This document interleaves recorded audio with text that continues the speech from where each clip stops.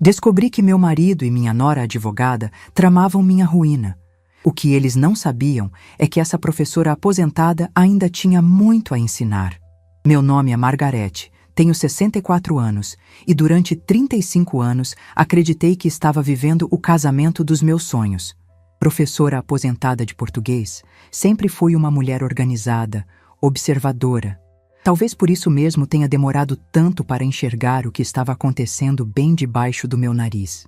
Era uma quinta-feira comum de março, quando resolvi passar na casa do meu filho Paulo para deixar uns doces que havia feito para minha netinha, a pequena Sofia, de apenas 6 anos. O trajeto até lá sempre me deixava feliz. 15 minutos de carro pela nossa cidade do interior paulista, observando as jabuticabeiras floridas que anunciavam o outono chegando. Quando dobrei a esquina da rua onde Paulo mora com Suelen, minha nora advogada, meu coração quase parou. Lá estava o Civic prata do meu marido Reinaldo, estacionado na garagem como se fosse a coisa mais natural do mundo. Mas não era natural. Reinaldo havia me dito naquela manhã que passaria o dia inteiro na oficina mecânica que possui no centro da cidade, resolvendo problemas com um cliente difícil. Estacionei alguns metros adiante e fiquei ali, sentindo aquela sensação estranha no peito. Você sabe, aquela intuição feminina que nunca erra. Algo não estava certo. Caminhei devagar até a casa, cuidando para não fazer barulho com meus passos no portão de ferro.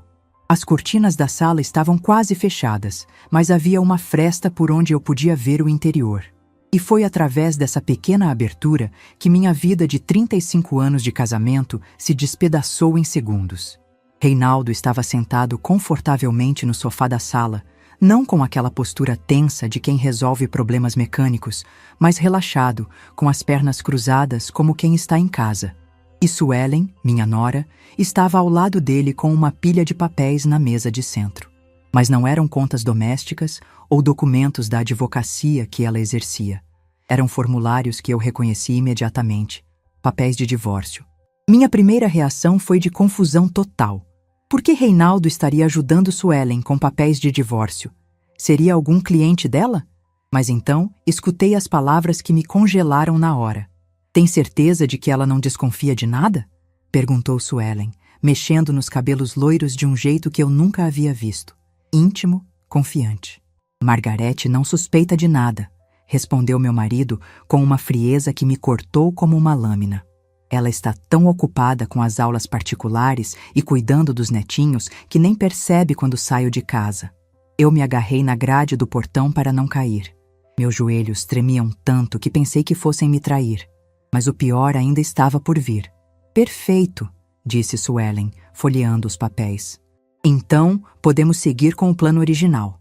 Você entra com o pedido de divórcio, alegando incompatibilidade de gênios. E com as novas leis, eu garanto que você fica com pelo menos metade de tudo. E o apartamento do centro que vocês alugam? Perguntou Reinaldo. Esse vai ser mais complicado porque está no nome dela. Mas a casa onde vocês moram é que vai ser o pulo do gato. Mesmo estando no nome dela desde antes do casamento, posso alegar que houve investimentos conjuntos em reformas e melhorias ao longo dos 35 anos. Com um bom juiz, conseguimos pelo menos uma indenização gorda por benfeitorias. Senti como se alguém tivesse jogado água gelada no meu rosto. A casa onde morávamos, aquela casa que eu havia herdado da minha mãe, que estava no meu nome muito antes de conhecer Reinaldo. E agora, eles queriam inventar uma forma de me tirar até isso.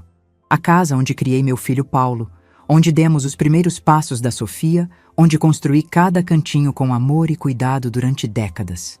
E a conta poupança? Continuou meu marido, como se estivesse negociando a compra de um carro usado. Com o tempo de casamento e o regime de comunhão parcial, você tem direito à metade de tudo que foi adquirido depois do casamento. A poupança, aquele terreno pequeno que vocês compraram no interior, os móveis, vai dar uma boa quantia. Uma boa quantia. 35 anos de casamento, reduzidos a uma boa quantia para ser dividida.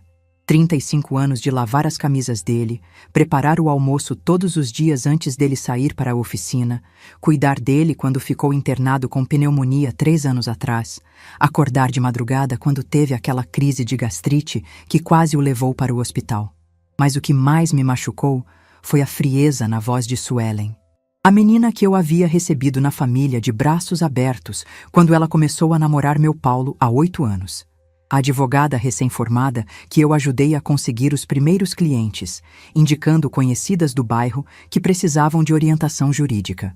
A mãe da minha netinha querida, que eu cuidava todos os fins de semana para dar folga ao casal. Tem certeza de que ela não vai suspeitar quando você começar a frequentar mais a casa? Perguntou Suelen. E pela primeira vez percebi um tom diferente na voz dela. Não era mais apenas profissional. Havia algo mais íntimo ali. Por favor, Suelen. Você acha que depois de 35 anos eu não sei como lidar com a Margarete? Ela é previsível. Sempre foi. Previsível.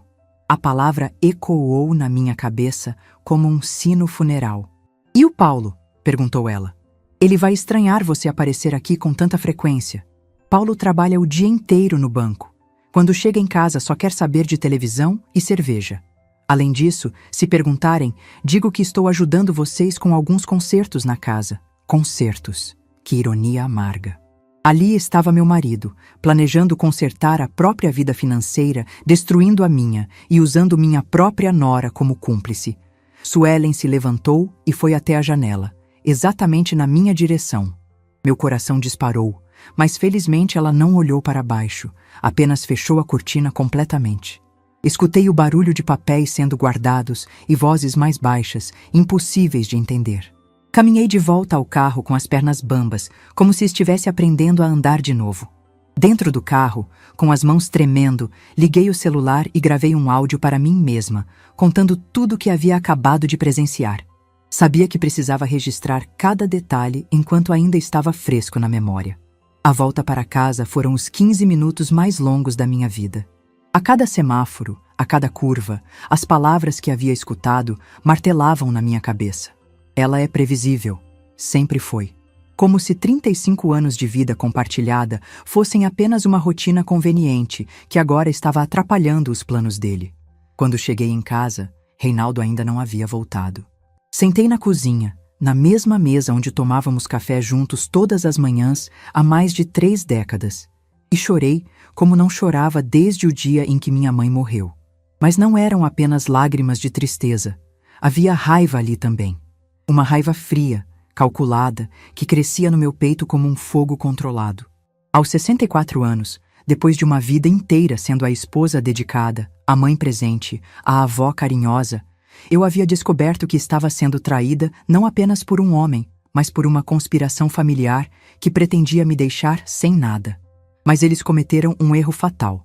Subestimaram uma professora aposentada que passou 40 anos ensinando adolescentes rebeldes a respeitarem regras e consequências. E se há uma coisa que aprendi em 4 décadas de magistério é que, quando você descobre uma fraude, a primeira coisa a fazer é reunir todas as provas antes de agir. Naquela noite, quando Reinaldo chegou em casa com sua desculpa ensaiada sobre problemas na oficina, eu sorri e perguntei como havia sido o dia dele. Ele mentiu, olhando diretamente nos meus olhos, com a mesma naturalidade de quem comenta o tempo. E foi nesse momento que decidi. Se eles queriam jogar sujo, eu ia ensinar a eles como uma professora experiente joga para vencer. Os 3 dias seguintes foram os mais estranhos da minha vida. Eu acordava, preparava o café da manhã como sempre fazia, perguntava sobre os planos do Reinaldo para o dia e observava ele mentir descaradamente para o meu rosto com a mesma naturalidade de quem comenta que vai chover. Hoje vou ficar na oficina até mais tarde, Magá. Ele dizia, usando aquele apelido carinhoso que antes me derretia o coração e agora soava como uma moeda falsa. Tem um motor de caminhão que está me dando dor de cabeça. Dor de cabeça. Se ele soubesse a dor de cabeça que eu estava sentindo, descobrindo que meu casamento inteiro havia sido uma mentira ambulante. Mas o que mais me incomodava não era nem a traição em si. Era como eu havia sido cega por tanto tempo. Comecei a reparar em coisas que antes passavam despercebidas.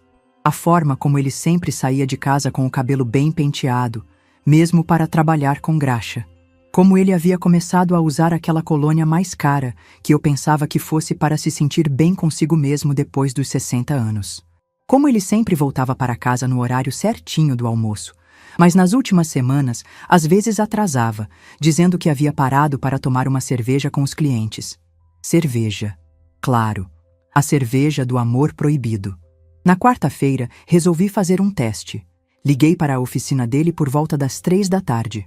Alô, oficina do Reinaldo, atendeu Jailson, o funcionário que trabalha com ele há mais de 10 anos. Oi, Jailson, é a Margarete. O Reinaldo está por aí?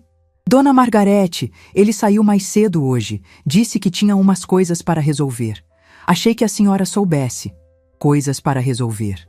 Eu agradeci e desliguei, sentindo aquele frio na barriga que só quem já foi traída conhece. Eram 3h15 da tarde. Peguei as chaves do meu Corsa e fui direto para a casa do Paulo. Desta vez, não tive nem que me esconder. O Civic prata estava ali, estacionado na sombra da mangueira, como se fosse uma extensão natural da paisagem. Me posicionei do outro lado da rua, dentro do carro, e esperei. Às 4h20, a porta da casa se abriu. Primeiro saiu a Suelen, olhando para os dois lados da rua como quem verifica se ninguém está vendo. Depois saiu Reinaldo, mas não saiu como um sogro que visita a nora. Ele saiu como um homem que está saindo da casa da amante. A diferença estava nos detalhes. A forma como ela arrumou o cabelo dele antes de ele entrar no carro, o jeitinho como ela ficou na porta acenando até ele sumir da esquina. E, principalmente, o sorriso no rosto dos dois. Aquele sorriso cúmplice de quem divide um segredo gostoso. Meu estômago embrulhou de tal forma que tive que abrir a porta do carro para não vomitar ali mesmo. 35 anos de casamento e eu estava descobrindo que havia perdido meu marido para minha própria nora, a mãe da minha netinha, a menina que eu havia ajudado a conseguir emprego, que eu recebia na minha mesa todo domingo para almoço em família. Mas o pior ainda estava por vir.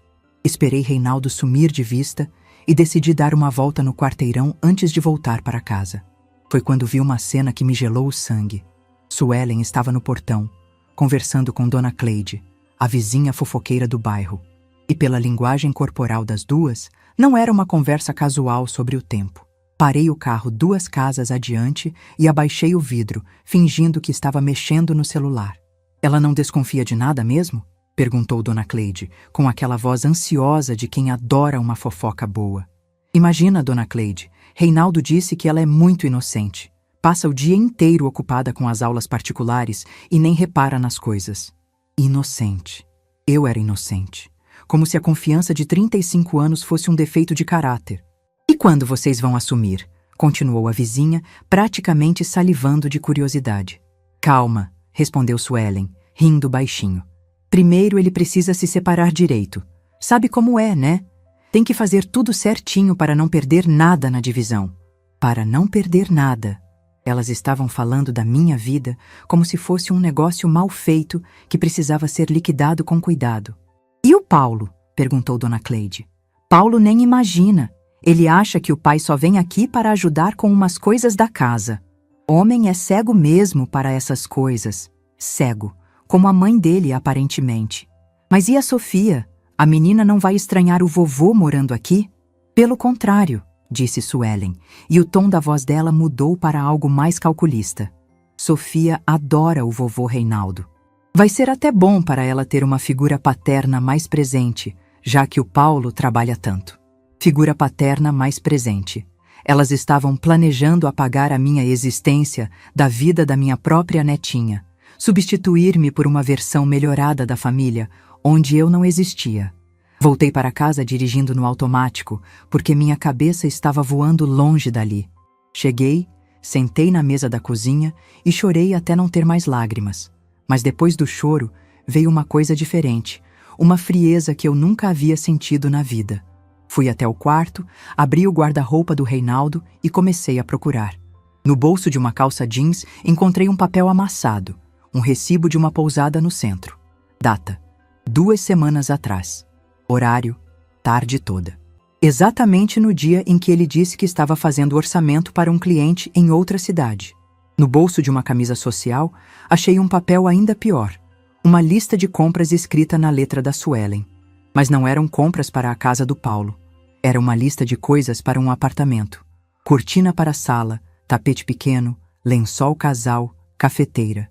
Eles estavam montando um ninho de amor às minhas custas. Naquela noite, quando Reinaldo chegou em casa com sua desculpa de sempre sobre problemas na oficina, eu estava pronta. Mas não pronta para o confronto. Ainda não. Pronta para começar a minha própria investigação. Como foi o dia, amor? Perguntei, servindo o jantar que havia preparado caprichosamente. Cansativo. Ele respondeu, sem nem olhar para mim direito. Problema com o motor que não acabava mais. Imagino, eu disse sorrindo. Você trabalhou tanto que nem teve tempo de almoçar direito, né? Comi um sanduíche rápido lá mesmo. Mentira. Jailson havia me contado que ele saiu bem antes do horário de almoço. Que bom que conseguiu resolver tudo, continuei, observando cada microexpressão no rosto dele. Amanhã você tem muito trabalho também? Não sei ainda. Depende dos clientes. Clientes. Que interessante como ele chamava a minha nora de cliente agora. Depois do jantar, enquanto ele assistia à televisão, fui para o quarto e liguei para minha irmã Marta, que mora em São Paulo e é contadora aposentada. Marta, preciso da sua ajuda com uma coisa, disse, tentando manter a voz firme. Claro, Magá. O que foi? Se uma pessoa quisesse se proteger financeiramente de um divórcio, o que ela deveria fazer? Houve um silêncio do outro lado da linha. Margarete, o que está acontecendo aí? Ainda não posso falar sobre tudo, mas preciso saber como eu protejo o que é meu.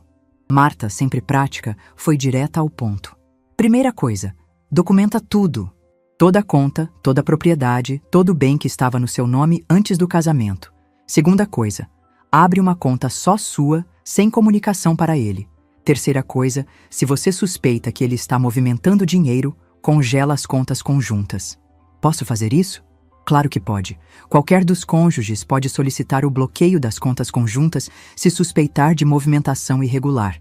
É proteção legal. Proteção legal. Finalmente, uma luz no fim do túnel. E outra coisa, Magá, continuou minha irmã.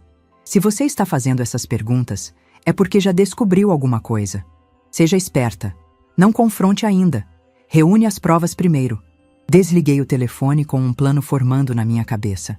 Eles achavam que estavam lidando com uma professora aposentada ingênua que passaria o resto da vida chorando pelos cantos. Mas eles se esqueceram de um detalhe importante. Professoras não são apenas educadoras. Somos investigadoras por natureza. Passamos a vida inteira detectando quando alguém está mentindo, colando na prova ou tentando nos enganar. E quando descobrimos uma fraude, sabemos exatamente como lidar com ela. Na manhã seguinte, quando Reinaldo saiu para mais um dia de trabalho pesado na oficina, eu saí também. Fui direto ao banco onde temos nossa conta conjunta há mais de 20 anos. Bom dia, seu José, cumprimentei o gerente que nos conhece desde sempre. Dona Margarete, que prazer vê-la. Em que posso ajudá-la? Preciso conversar sobre nossa conta conjunta. Está havendo umas movimentações estranhas e quero entender melhor. 2 horas depois, eu saía do banco com uma pasta cheia de extratos e uma descoberta que me deixou ainda mais furiosa.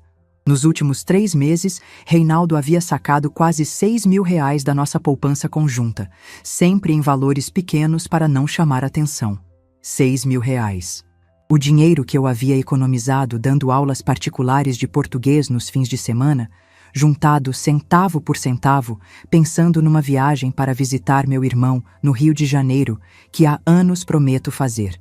R$6.000 gastos em encontros, presentes e na montagem daquele apartamento que eles estavam preparando juntos. Foi nesse momento que a professora aposentada morreu e nasceu uma mulher que eles ainda não conheciam. Sabe aquela sensação de quando você está corrigindo uma prova e percebe que o aluno não só colou, mas colou errado? Foi exatamente isso que senti quando comecei a investigar a vida dupla do meu marido. Eles achavam que eram espertos, mas estavam cometendo erros de principiante. Passei o fim de semana inteiro organizando tudo como se fosse preparar uma aula. Peguei uma pasta antiga que usava para planos de ensino e dividi em seções: provas da traição, movimentação financeira, cronologia dos fatos e plano de ação. 40 anos ensinando me deram uma coisa que eles não esperavam: método. Na segunda-feira, enquanto Reinaldo saía para mais um dia de problemas na oficina, eu coloquei meu plano em ação. Primeira parada: a escola onde dou aulas particulares. Conversei com Dona Rosa, a diretora aposentada que virou minha grande amiga. Rosa, preciso de um favor meio estranho, disse, sentando na salinha dos professores que frequento há tantos anos. Pode falar, Magá. Você sabe que pode contar comigo. Preciso que alguém me ensine como usar essas coisas de celular para gravar conversa. Você sabe como é, nós da nossa geração. Rosa me olhou com aquele olhar que só uma mulher de 67 anos dá quando sabe que a amiga está tramando alguma coisa. Margarete, o que está acontecendo? Contei tudo para ela. Cada detalhe, cada descoberta, cada mentira. Quando terminei, Rosa estava com os olhos cheios de lágrimas de raiva. Que desgraçados! Ela disse, batendo a mão na mesa. 35 anos, Magá. Como é que eles têm coragem? Por isso preciso aprender a gravar. Se vou denunciar uma cola, preciso ter prova. Rosa chamou Júlia, sua neta de 16 anos que estava lá fazendo trabalho de escola. Júlia, vem cá. Ensina para a tia Margarete como grava conversa no WhatsApp. Em 1 hora, eu estava craqueada em tecnologia. Gravador de voz, como mandar áudio, como salvar na nuvem, tudo que uma avó investigadora precisava saber. E outra coisa, tia Margarete, disse Júlia, com aquela sabedoria que só os jovens têm. Se a senhora quer mesmo pegar eles no flagra, tem que agir natural. Não pode mudar nada na rotina, senão eles vão desconfiar. Sabia que eu estava certa em confiar na juventude. Saí de lá armada e perigosa. Próxima parada. A casa do Paulo, mas desta vez não para espionar. Desta vez para uma visita oficial de avó. Oi, vó! Gritou Sofia quando me viu no portão. Você trouxe doce? Trouxe sim, meu amor, disse, entregando o pote de brigadeiro que havia feito de propósito. Cadê a sua mãe?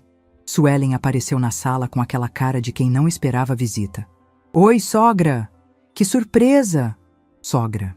A palavra soou falsa como nota de R$3. Pensei em dar uma passadinha para ver minha netinha, disse sentando no sofá. E aproveitar para conversar um pouquinho com você também. Vi um flash de nervosismo passar pelos olhos dela. Sobre o quê? Ah, coisas de família, sabe como é. Você anda tão ocupada com o trabalho que a gente quase não se vê mais. Passamos 1 hora conversando amenidades, mas eu estava observando tudo. A forma como ela checava o celular a cada 5 minutos. Como ela ficou tensa quando falei do Reinaldo. Como ela mudou de assunto rapidamente quando comentei que ele andava saindo muito da oficina. Mas o mais revelador foi quando Sofia, inocente como só as crianças são, soltou a bomba. Vó, por que o vovô Reinaldo vem aqui quando o papai não está? O silêncio que caiu na sala foi ensurdecedor. Suelen ficou vermelha como um pimentão. Ah, meu amor, ela disse tentando controlar a voz. O vovô vem ajudar a mamãe com umas coisas da casa. Mas por que sempre quando o papai não está? Insistiu Sofia com aquela lógica cristalina das crianças. É porque o vovô tem mais tempo nesse horário, gaguejou Suelen. Eu sorri para minha netinha e disse, é verdade, Sofia. O vovô tem muito tempo livre mesmo. Quando saí de lá, meu coração estava partido. Não só pela traição, mas por perceber que eles estavam envolvendo minha netinha inocente nessa mentira toda. Uma criança de 6 anos já sabia que havia algo estranho acontecendo, mas os adultos achavam que ela não entendia nada. Naquela tarde, fui até o centro da cidade e entrei numa loja que nunca pensei que pisaria na vida. Uma loja de equipamentos de segurança. Boa tarde, disse para o rapaz no balcão. Preciso de como é que chama? Um gravador pequeno. Para que seria, senhora? Para gravar aulas. Menti sem nem piscar. Sou professora e quero gravar minhas explicações para os alunos revisarem em casa. Saí de lá com um gravador de voz digital do tamanho de um pendrive e um tutorial de como usar. Custou R$200 do meu dinheiro de aulas particulares, mas valeu cada centavo. Chegando em casa, pratiquei usar o equipamento até ter certeza de que sabia mexer. Testei, escondendo em vários lugares. Na bolsa, no bolso, até dentro da manga da blusa. Estava pronta para a operação. Na quarta-feira, finalmente chegou minha oportunidade. Reinaldo disse que ia sair para fazer um orçamento numa empresa no Distrito Industrial. Uma mentira óbvia, já que ele nunca trabalha com empresas grandes. Esperei ele sair e 15 minutos depois, liguei para Suelen. Oi, Suelen. Tudo bem? Oi, sogra. Tudo sim. Escuta, Você não está ocupada agora? Queria passar aí para conversar sobre o aniversário da Sofia. Pensei em organizar uma festinha. Pelo tom da voz dela, percebi que ela estava calculando se era seguro me receber. Ah, está bom. Pode vir sim. 20 minutos depois, eu estava na casa do meu filho com o gravador ligado dentro da manga da blusa e o coração batendo como um tambor. Suelen me recebeu meio sem jeito, mas tentando disfarçar. Senta aqui, sogra. Quer um café? Aceito sim, disse, me instalando estrategicamente no sofá onde havia visto ela e Reinaldo conspirando. Enquanto ela foi buscar o café, aproveitei para gravar. Estou na casa do Paulo e da Suelen, dia 15 de março, 2 horas da tarde. Vim conversar sobre assuntos de família. Quando ela voltou, comecei meu interrogatório disfarçado. Suelen, posso fazer uma pergunta meio pessoal? Claro, ela disse, mas já ficando alerta. Você acha que o Reinaldo anda estranho ultimamente? Quase pude ver as engrenagens funcionando na cabeça dela. Estranho como? Ah, sei lá. Sai muito de casa, volta tarde, anda meio distante comigo. Mulher casada há 35 anos sente essas coisas, né? Ela tomou um gole do café antes de responder, claramente ganhando tempo. Sogra, o senhor Reinaldo sempre foi muito dedicado ao trabalho. Talvez seja só uma fase difícil na oficina. É, pode ser, concordei. Mas entre nós, você que és advogada, se uma mulher da minha idade desconfiasse que o marido está, sei lá, tendo caso com outra pessoa, o que ela deveria fazer? O café quase saiu pelo nariz dela. Por que a senhora está pensando nisso? Perguntou, tentando soar casual, mas falhando miseravelmente. Ah, não é nada específico. É que uma amiga minha lá do bairro está passando por isso. O marido dela está saindo muito, inventando desculpas esfarrapadas. E a senhora acha que o seu Reinaldo? Não sei, Suelen. Às vezes a mulher é a última a saber, né?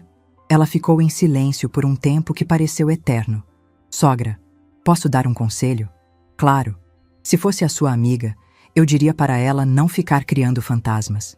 Homem maduro às vezes fica meio perdido, mas isso não significa que está traindo.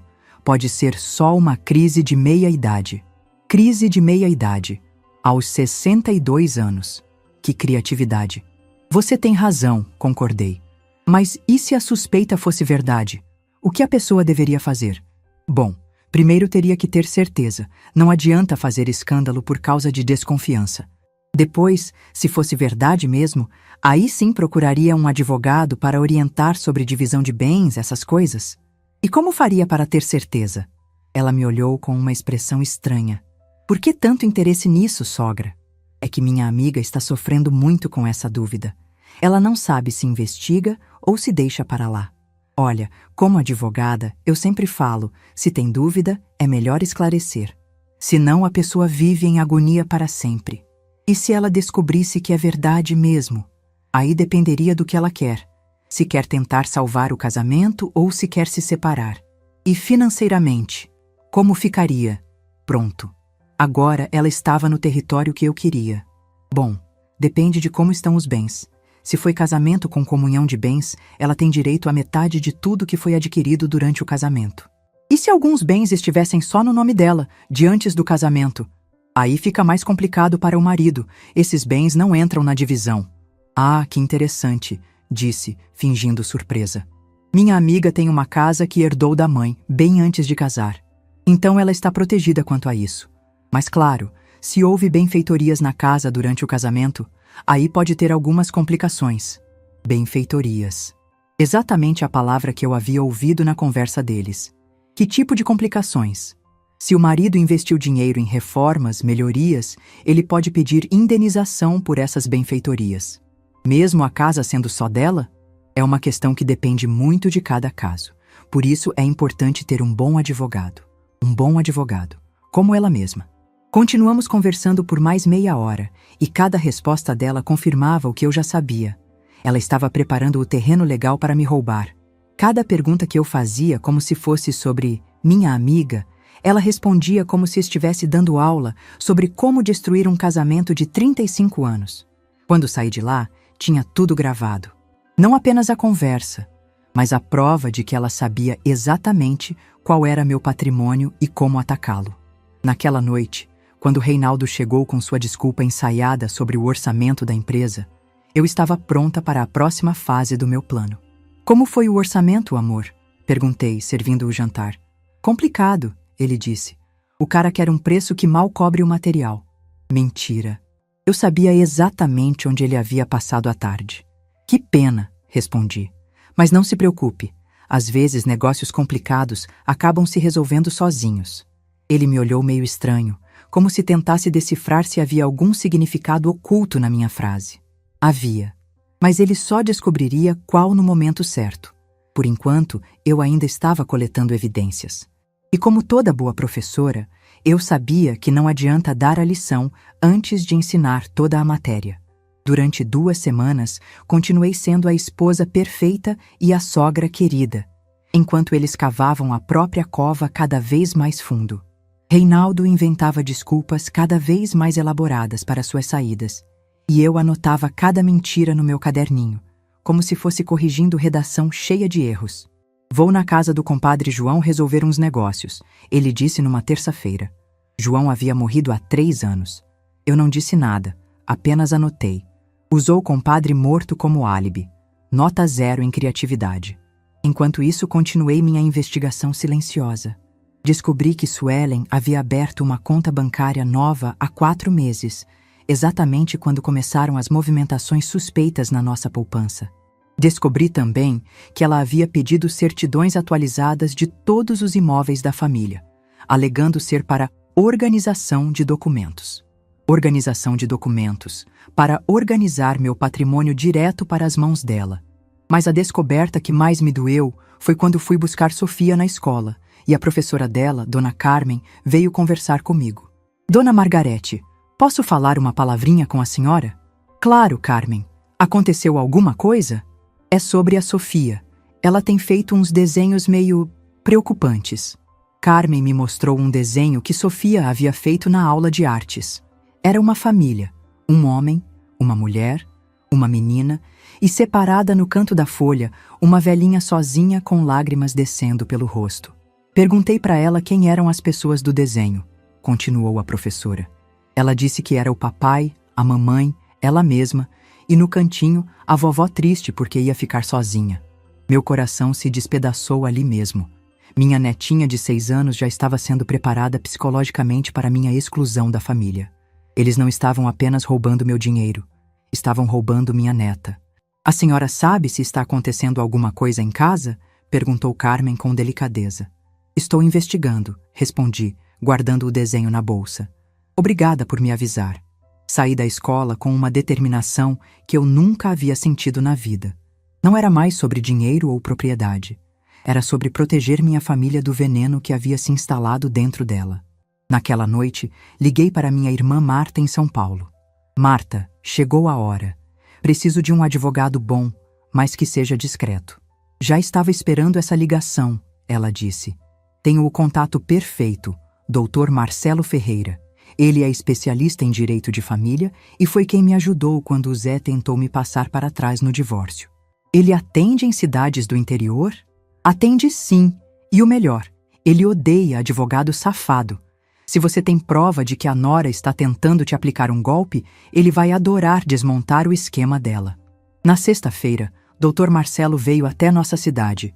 Nos encontramos numa padaria discreta no centro, longe dos olhos curiosos do bairro. Levei minha pasta organizada com todas as provas. Gravações, extratos bancários, recibos, anotações, até o desenho da Sofia.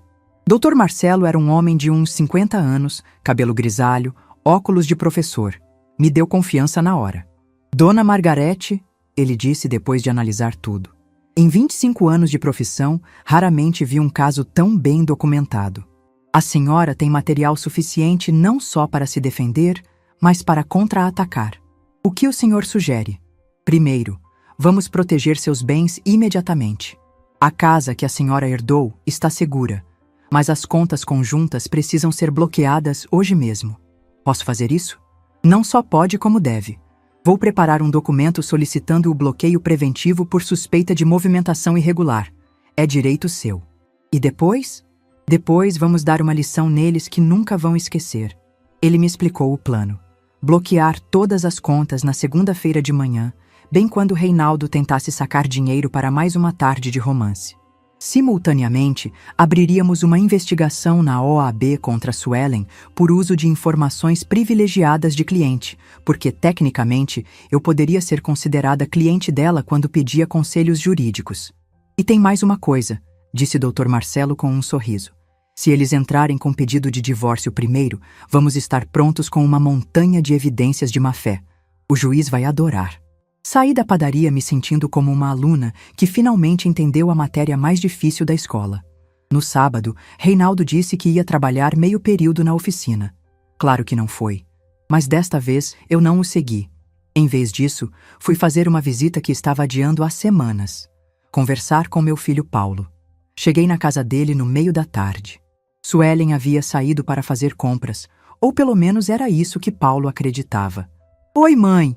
Que surpresa!" ele disse, me recebendo com aquele abraço apertado de sempre. "Oi, filho. Podemos conversar?" "Claro. Sofia está na casa da amiguinha. Quer um café?" Sentamos na mesa da cozinha, a mesma onde eu havia interrogado Suelen dias antes. "Paulo, preciso te contar uma coisa muito difícil." Ele me olhou preocupado. "O que foi, mãe? Está doente?" "Não, filho. Eu estou bem, mas sua família não está." Contei tudo. Cada descoberta, cada mentira, cada peça do quebra-cabeças que eu havia montado nas últimas semanas.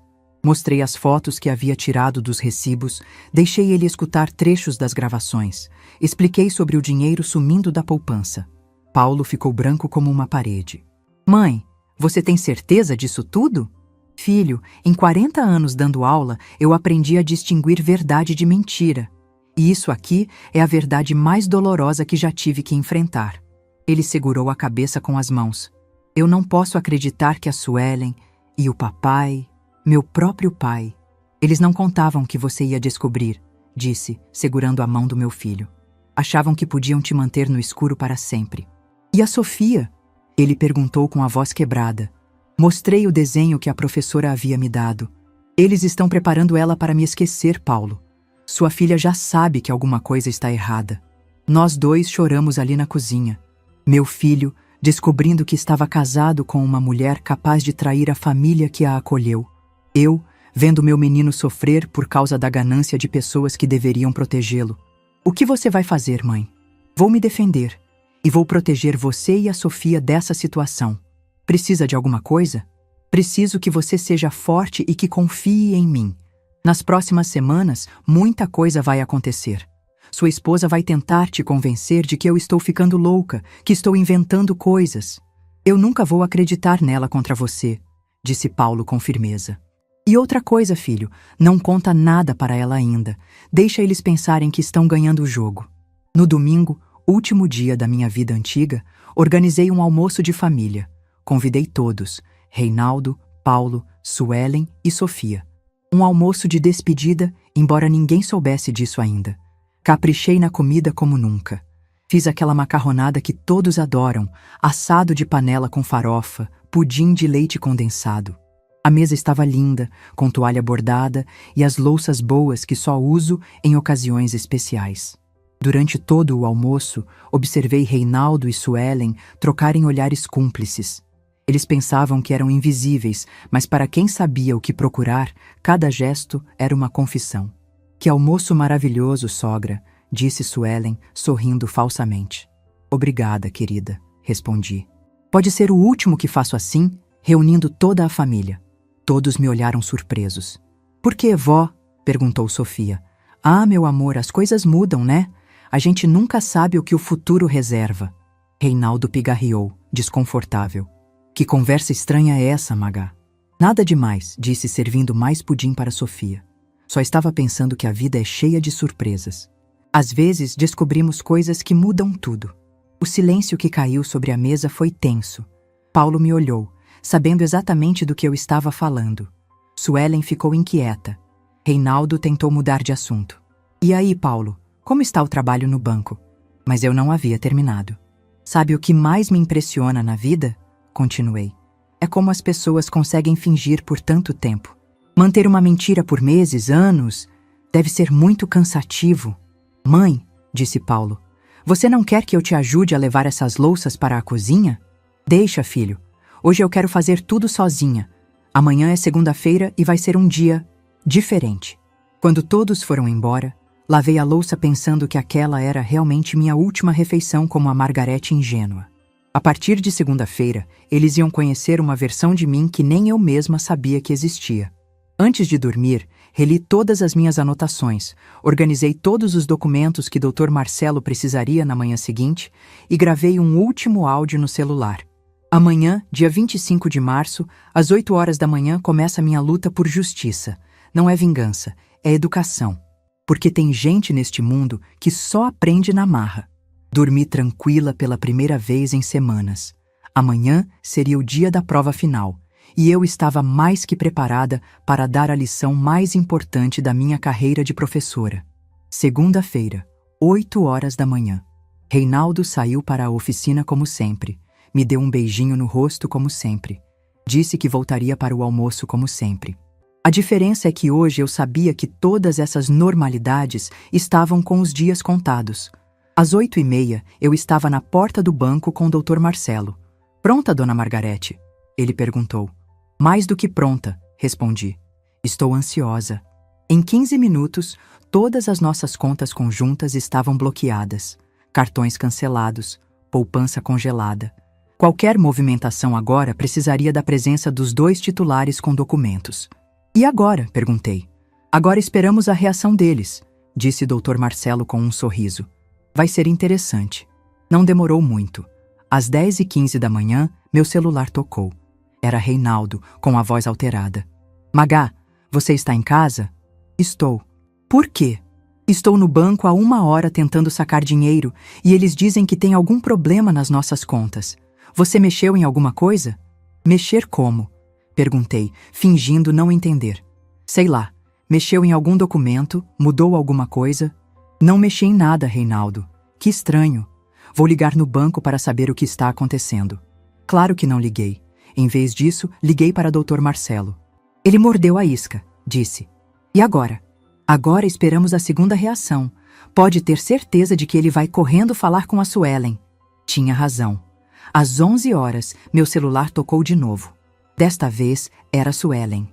Sogra, o senhor Reinaldo me ligou dizendo que vocês estão com problema no banco. Posso ajudar em alguma coisa? Ah, que gentil da sua parte, querida, disse, usando meu tom mais doce. Parece que tem algum bloqueio nas contas. Você que é advogada sabe como resolver essas coisas? Houve uma pausa. Ela estava calculando. Posso dar uma olhada nos documentos, se a senhora quiser. Seria ótimo. Pode vir aqui em casa agora? Posso sim. Chego aí em 20 minutos. Desliguei e sorri. Ela estava vindo direto para a armadilha. 20 minutos depois, Suelen estava na minha sala, sentada no sofá da visita com aquela pose de quem está prestando um favor. Só que agora quem controlava a situação era eu. Então, sogra, me conta exatamente o que aconteceu no banco. Ah, minha filha, eu não entendo nada dessas coisas, disse, interpretando a velhinha confusa. O Reinaldo disse que tentou sacar dinheiro e não conseguiu. Que os funcionários falaram de bloqueio, de documento, essas coisas complicadas. A senhora tem o telefone do gerente? Posso ligar para esclarecer. Tenho sim, disse, pegando o papel onde havia anotado o telefone do seu José. Mas antes, posso te fazer uma pergunta? Claro. Como advogada, você acha que alguém poderia estar tentando mexer nas nossas contas? Ela me olhou com atenção. Por que a senhora pensa isso? É que tenho uma suspeita, disse, olhando diretamente nos olhos dela. Que tipo de suspeita? Acho que alguém está mexendo no nosso dinheiro sem eu saber. Ela engoliu seco. Por que a senhora pensa isso? Porque uma mulher casada há 35 anos conhece os hábitos do marido, e algumas coisas não estão batendo. Suelen ficou desconfortável. Ela estava entre a cruz e a espada. Se me tranquilizasse demais, eu poderia desconfiar que ela sabia algo. Se concordasse comigo, estaria traindo o cúmplice. Sogra, talvez seja melhor a senhora conversar diretamente com ele sobre essas suspeitas. Conversar? Repeti. E se ele negar tudo? Como eu vou saber se está falando a verdade? Peguei o telefone e disquei para o banco, com ela ao meu lado escutando tudo. Alô, seu José? É a Margarete? Estou aqui com minha nora advogada, tentando entender o que aconteceu com nossas contas. Dona Margarete, disse seu José, como eu expliquei para o senhor Reinaldo, foi solicitado o bloqueio preventivo das contas conjuntas por motivo de suspeita de movimentação irregular.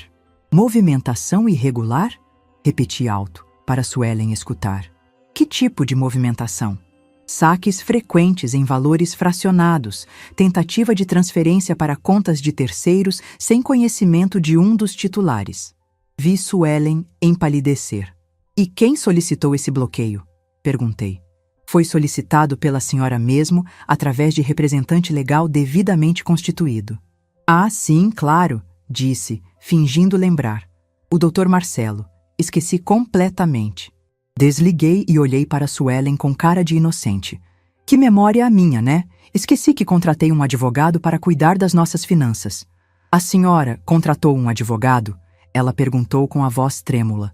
Contratei sim. Uma amiga de São Paulo me indicou. Disse que ele é muito bom em casos de... Como é que ele falou mesmo? Fraude conjugal. O silêncio que se instalou na sala foi ensurdecedor. Suelen estava processando que sua vítima tinha descoberto tudo e se armado legalmente. Sogra, ela disse, tentando manter a voz firme. Posso saber por que a senhora fez isso? Fazer o quê, querida? Contratar um advogado sem conversar com a família. Chegara a hora. Levantei, fui até o aparador onde guardava meus documentos de professora e voltei com minha pasta organizada. Suelen, disse, sentando de novo e abrindo a pasta. Em 40 anos dando aula, aprendi que quando você descobre que alguém está colando, não adianta fingir que não viu. Tirei as primeiras folhas da pasta. Os extratos bancários com os saques marcados em amarelo. 6.000 reais, Suelen. 6.000 reais da nossa poupança que sumiram em 3 meses. Ela tentou dizer alguma coisa, mas eu continuei. E tem mais, disse, tirando os recibos. Pousada no centro, loja de presentes, até aluguel de apartamento. Tudo pago com o dinheiro que eu ajudei a juntar dando aulas aos sábados. Sogra, eu posso explicar? Pode mesmo? Perguntei, tirando o gravador digital da pasta. Então me explica essa conversa aqui. Apertei o play. A voz dela mesma ecoou pela sala. Com o tempo de casamento e o regime de comunhão parcial, você tem direito à metade de tudo que foi adquirido depois do casamento. Suelen ficou lívida. Explica essa também, disse, reproduzindo outro trecho. Mesmo estando no nome dela desde antes do casamento, posso alegar que houve investimentos conjuntos em reformas e melhorias ao longo dos 35 anos. Ela tentou se levantar, mas eu não havia terminado. E por último, disse, tirando o desenho da Sofia, me explica por que minha netinha de 6 anos já está sendo preparada para me esquecer. Quando ela viu o desenho, desabou. Começou a chorar, mas não eram lágrimas de arrependimento. Eram lágrimas de quem foi pega em flagrante. Como a senhora descobriu? Perguntou entre soluços. Suelen, eu passei 40 anos detectando quando o aluno estava mentindo. Vocês acham que um homem de 62 anos e uma advogada de 30 conseguiriam me enganar? Nesse momento, a porta da frente se abriu. Era Reinaldo, voltando do banco completamente alterado. Magá! Ele gritou da porta. Que história é essa de advogado? Entrou na sala como um furacão e parou seco quando viu Suelen chorando e eu com todos os papéis espalhados na mesa. Senta, Reinaldo, disse com uma calma que me surpreendeu. Precisamos conversar. Conversar sobre o quê? Que loucura é essa de bloquear nossas contas? A loucura, disse, me levantando e encarando o homem com quem vivi 35 anos, é descobrir que você está roubando de mim para bancar sua amante. O efeito foi como uma bomba explodindo. Reinaldo ficou sem reação por alguns segundos, depois tentou negar. Que amante? Você está ficando louca, Margarete. Louca? Repeti. Louca é mulher que trabalha 35 anos para construir um patrimônio e descobre que o marido está entregando tudo para a nora. Peguei o gravador e reproduzi a conversa que havia captado na primeira vez que os flagrei juntos. Assim que essa velha assinar os papéis, teremos tudo o que planejamos. Saiu a voz de Suelen do aparelho. Espera, essa não era a gravação certa. Peguei a outra. Margarete não desconfia de nada mesmo? A voz da vizinha fofoqueira ecoou pela sala. Imagina, dona Cleide. Reinaldo disse que ela é muito inocente. Agora era a voz da própria Suelen confessando tudo para a vizinhança. Reinaldo se deixou cair no sofá. Todo o ar havia saído dos pulmões dele. Magá, tentou começar. Não, interrompi. Agora quem fala sou eu. Vocês tiveram meses para falar. Agora é minha vez.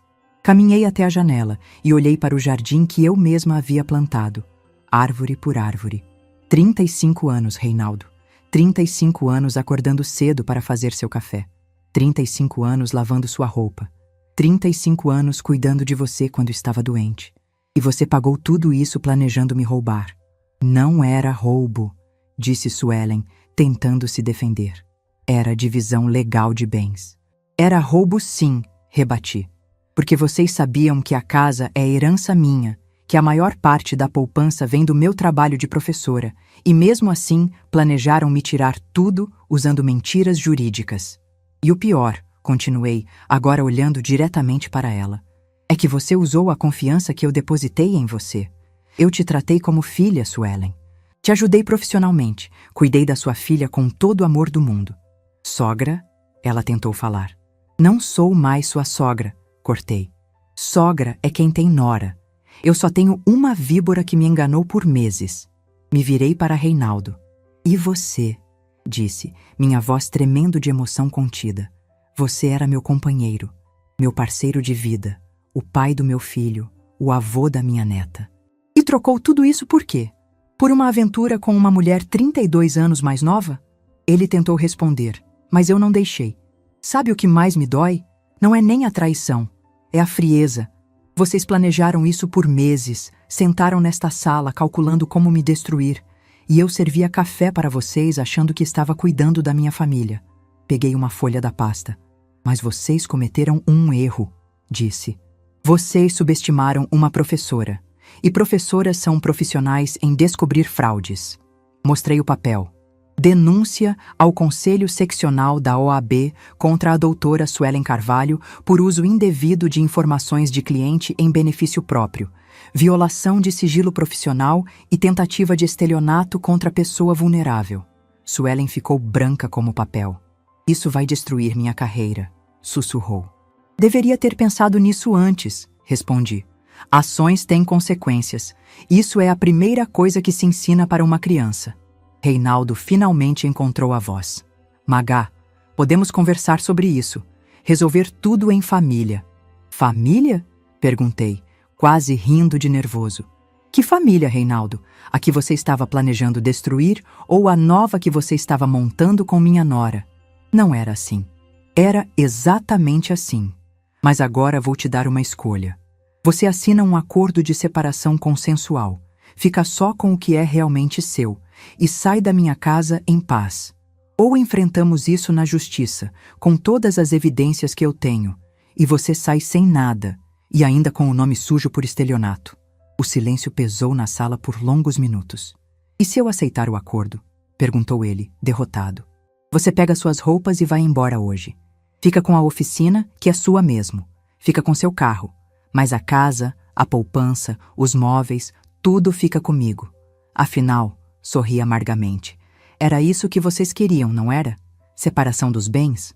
Suelen se levantou trêmula. Eu vou embora, disse. Isso aqui virou um inferno. Vai mesmo, concordei. Mas antes, você vai ligar para o Paulo e confessar tudo o que fez. Ele merece saber que tipo de mulher é a mãe da filha dele. Não vou fazer isso. Vai sim, disse Dr. Marcelo, que havia entrado pela porta que eu deixara aberta. Porque se não fizer, nós vamos apresentar todas essas evidências no processo de separação judicial. E garanto que a justiça não vai ser tão generosa quanto Dona Margarete está sendo. Suelen olhou para Reinaldo como se esperasse que ele a defendesse, mas ele estava olhando para o chão, completamente derrotado. Está bem, ela disse. Eu ligo para o Paulo. E ligou. Ali mesmo, na minha frente, confessou tudo para meu filho.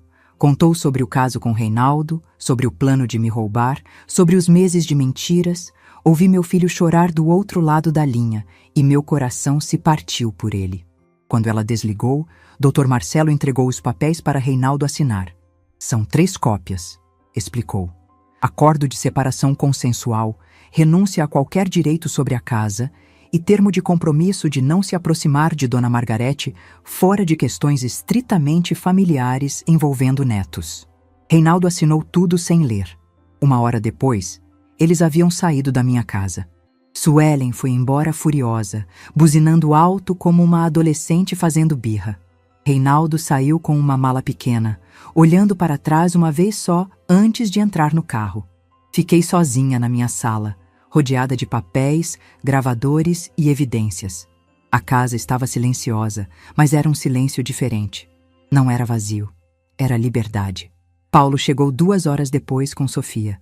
Meu filho estava com os olhos vermelhos, mas abraçou forte quando me viu. Mãe, me perdoa, disse. Eu não sabia de nada.